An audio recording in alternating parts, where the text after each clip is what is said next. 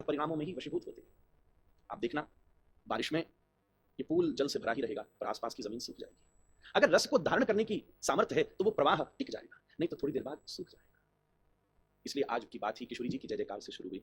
किसी ने हमसे पूछा, ये सब वैष्णव बैठे राधे राधे करते क्यों हैं? गुरु महाराज जवाब देते हैं, चैतन्य चरितामृत में कृष्णदास कर्म करते हैं। कृष्ण रस का अनुभव तो करा सकते हैं पर उसको टिकाने की सामर्थ्य नहीं दे सकते, और उस रस को टिकाने की अगर कोई पात्रता दे सकते हैं तो लाडली दे सकते हैं।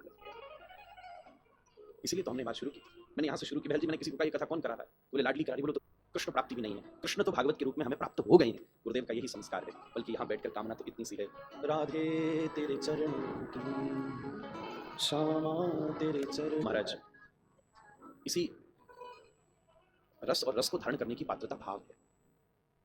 भाव के लोटा में रस भरता है। चला इसको समझ लें। सुधानिधि जी का श्लोक कहता है, भावोत्सवेन भजताम रस कामधेन। मामला थोड़ा हार्ड चल रहा है, इतने पुराने श्रोता बैठे, अच्छी बात है। कुछ नहीं भी बैठे हैं, पर जब हमने कल भी थोड़े बहुत बाउंसर मारे फिर भी कैच पकड़ लिए गए थे, तो हमने कहा क्या चुप, नींद आती, बता दी। भावोत्सवेन भजताम रस कामधेन, भाव से रस की प्राप्ति होती है।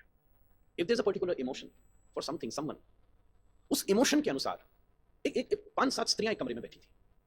एक पुरुष ने उस कमरे में प्रवेश किया, अनुभूति बनती है, भाव के पात्र में रस भरता है।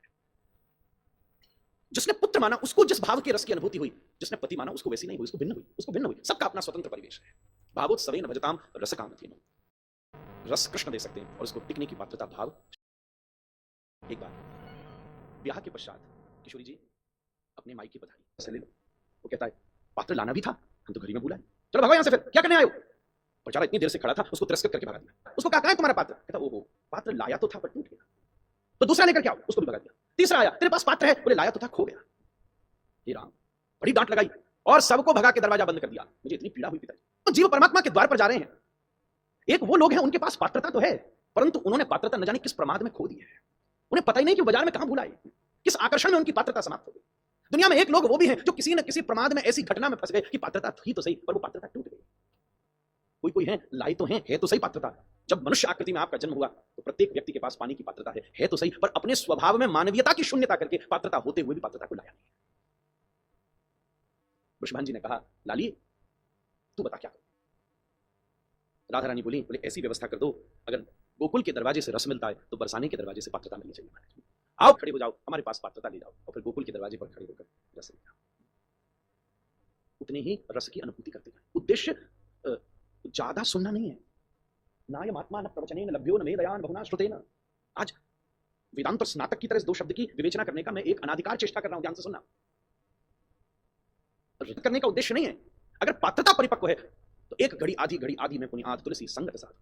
एक क्षण और एक शब्द भी कदा करिष्यसि हमाम कृपा कटाक्ष भाजनम। मुनिंद वृंद वंदिते त्रिलोक शोक हारिणी प्रसन्न वक्त्र पंकजे निकुंज भूविलास ब्रजेंद्र भानुनंदनी ब्रजेंद्र सोम कदा करिष्यसि हमाम। इसलिए वृंदावन वाले पात्रता इकट्ठी करने के चक्कर में राधे राधे करते रहते हैं। बड़ा सुंदर एक पद है, राधे शाम। बारिश के समय हाथ में पात्र ठीक होगा तो जल भर जाएगा। कथा के समय पात्र सही होगा तो रस टिक जाएगा, नहीं तो निकल जाएगा। इसी को आचार्य ने भागवत के प्रथम श्लोक में परिभाषित किया, सत्यम परम धीमहि जन्माद्यस्य यतोऽन्वयादितरतस्